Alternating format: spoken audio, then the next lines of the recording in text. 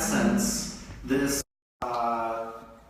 the solar car challenge really is, the equivalent, the idea of, like going to the moon or something. It's not quite as grandiose as going to the moon, but it's the same basic idea. It's a really hard challenge that provides a goal, and that goal is the thing that unifies the people to go out and do something well beyond that you would normally expect undergraduates to do.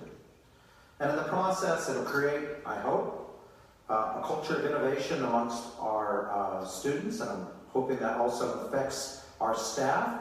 The people here tonight are not the problem staff members, but sometimes my staff members like doing things, as they say, the same way they were done 1,000 years ago in Italy, in the first university on planet Earth, and trying to use the students as the catalyst for change of the university is a really important principle that underpins how I want to make ANU really go out and help change our country and the world. In the end, when you think of how students work on a project like this, it's the real world. It is going through and having to deal with not the theory, but the actuality of actually putting together something. And it has to work. And you have to go through all the processes and all the mistakes, both mechanical, theoretical, and human. That is part of the process. And it is one that mimics, or not as a mimic, it is real life. And so by bringing all of these people in a very complex group of 40 or 50 people together to work on a hard problem, you really are building people which I'm hoping that our sponsors and other members of the public are going to want to use. These are people who know how to work on hard problems in teams, with a lot of technical expertise. So in the process, they're also integrating and engaging with industry. Just hearing how we're working with one company whose throwaway solar cells that have too high of efficiency to be given to the general public. Well, we're using those, thank you very much. The team, a group in Adelaide, that's going to connect in and laminate together all of these solar cells to create the actual big panel that the car needs. And going through and using research done here at ANU to make sure that we maximize the sunlight onto those cells using the right types of polymers and plastics and anti-reflective coatings, and the devil's in the details, just like real engineering. So you're really getting people to engage with industry at a very fundamental level to solve problems. And that is, of course, what I want the university as a whole to do, because that's how we can exchange knowledge from industry and the university. And of course, the group of students here are not just the engineers. It includes people from the entirety of the university, because doing a project like this involves all sorts of people within the university to make it go. You have to be able to engage properly with industry. You have to go through and figure out how to design something that someone can actually sit in for 4 hours straight. It is not just pure engineering. And it's great that we're able to cut across those things here. And that way we're connecting engineering, as it does when it does well, to all disciplines. And that's a theme that Mick Cardew-Hall and I have to work on here, is to use engineering to engage the entire university in innovation. So thus far, the Sol Invictus team has gone from its infancy last year, where we talked about the idea, to gathering many of the sponsors who are here tonight, and the ANU Connect Ventures, which is one of our venture capital groups here at ANU, have helped, as you would expect them to do, to attract sponsorship.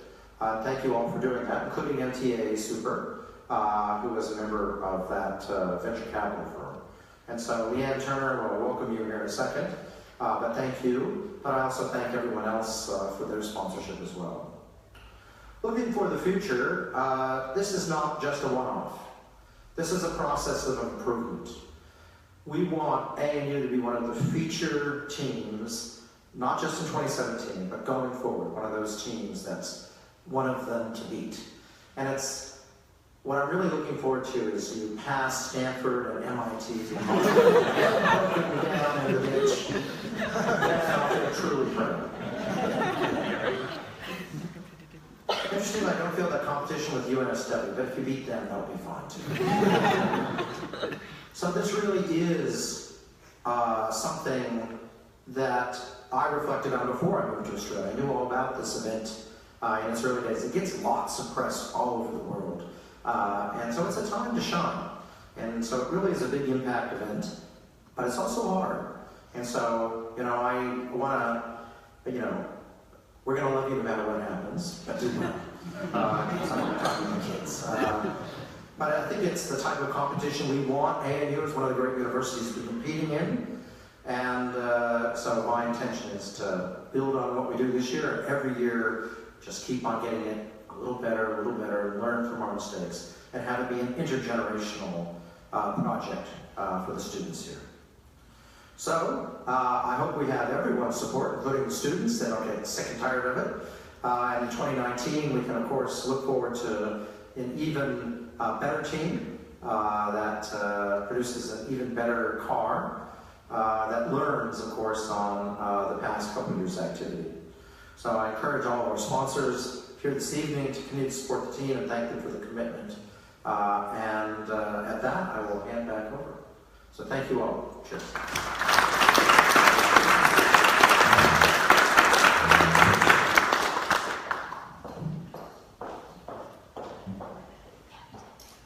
Thank you, Brian. Hi everyone, my name is Arlene Mendoza and I am the race team lead for ANU's first entry into World Solar Challenge. I will be leading the team and ANU's first electric vehicle from Darwin to Adelaide. The vision for the team is to foster a cohesive environment for students to learn, improve, innovate and create impactful sustainable solutions, encouraged by strong relationships with both industry and the ANU. The race team comprises of 15 students who have all worked incredibly hard on the EV, the planning and training for the event. Of course, there is another 14 students to acknowledge in the team that form part of the business, technical and admin teams. From today, it is 153 days until we cross the start line. It is still a long journey ahead of us and there is much to be learnt and completed. I'm proud to be part of such a dedicated and motivated group of students, and I'm confident that we will fulfil the project goals.